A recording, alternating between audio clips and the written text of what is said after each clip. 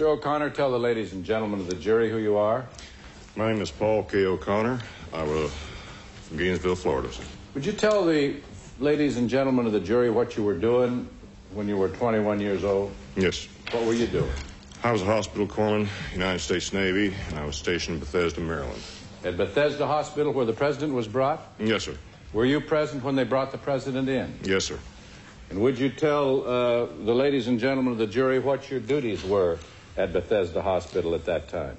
Well, I worked with a partner. We assisted in the postmortem. My job in a postmortem was to remove the deceased brain. Are you just a little bit nervous? A little bit. Well, I don't blame you. It's all right. Just take your time. If he was that close to me, I'd be a little worried, too, Mr. O'Connor. I'll back off. Thank you. Just we're all in this together, so just I understand. Just take your time. Speak up just a little bit, if you would, please, Mr. O'Connor. Yes, sir. Thank you. Now, when the president came in, what did you do? The casket came in at approximately 8 o'clock in the evening. They set the casket on the floor beside the table, and we opened the casket. Inside was a body bag. The body bag was unzipped, and we removed the president's body and placed it on the table.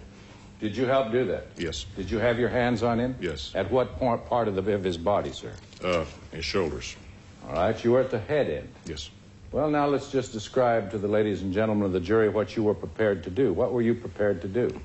Prepare the body, to remove the brain. And you were prepared to remove the brain? Yes. And would you tell the jury how that's done, please? In order to remove a brain from a deceased person, you have to make an incision that goes from ear across the top of the head to ear. Then the scalp is slowly peeled back until it's hooked under the chin on the front. The scalp is retracted in the back the same way. You then cut the temporal muscles on both sides. You have two sets of muscles on both sides called temporal muscles. They're cut. Then I used a saw and sawed completely around the top of the cranium. And then what, sir? You take a small chisel and you pry the cranium loose and open up the top of the skull where you have the dura mater, which is a tough, fibrous membrane that covers the brain.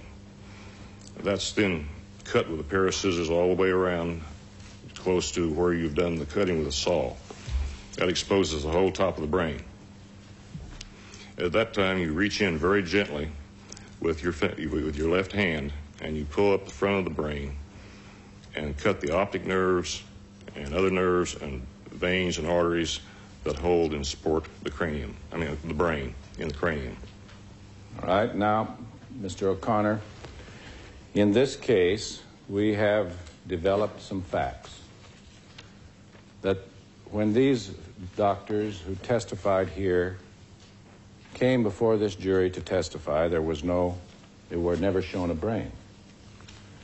Although they were told there had been a brain placed in a bucket of formaldehyde, but they never were shown the brain. Do you have an explanation for that? Yes, I do. Would you tell the jury what the explanation is? The president's brains were literally blown out of his head. He had none. Are you saying that there was no brain in the president's head? There was no brain. There were pieces of brain matter that were inside the cranium, just macerated pieces.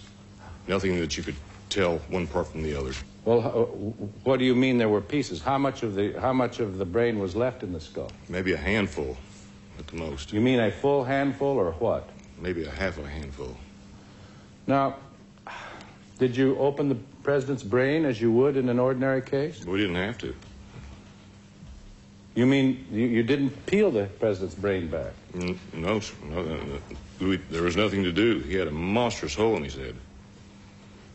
And so there was never a cut around or the hole or the brain taken out? We didn't have to.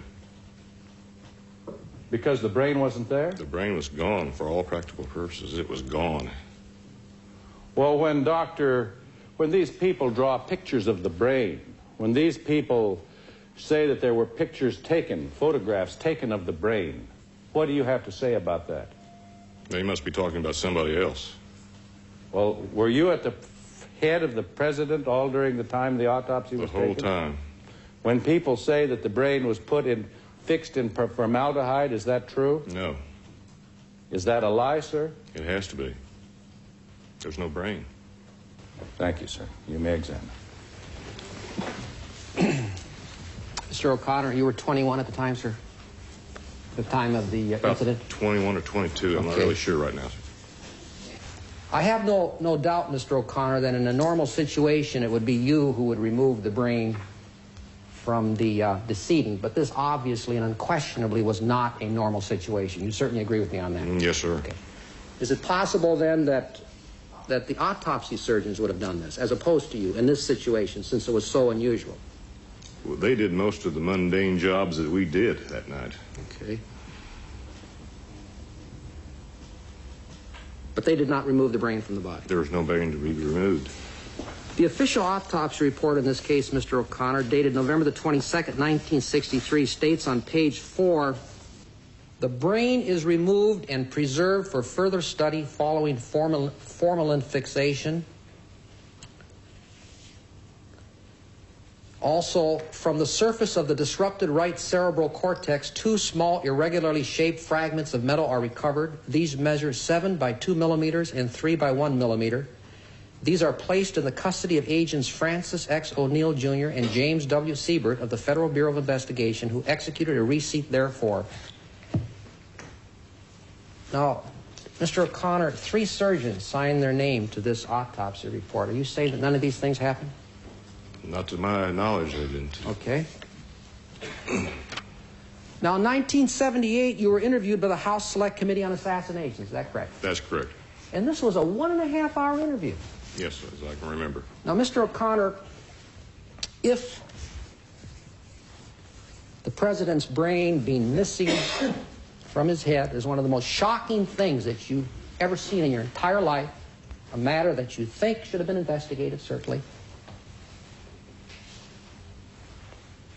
and if they spoke to you for 1.5 hours about your observations that night, why wasn't it important enough for you to tell these people about it? I was under orders not to talk until that time. What? I was under orders not to talk to anybody. By whom?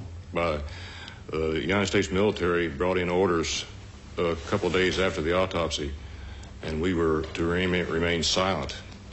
But you talked to them for 1.5 hours. You told them all types of things in that document. I received permission from the Select Committee on Assassinations to talk to the Secretary of Navy and Secretary of Defense.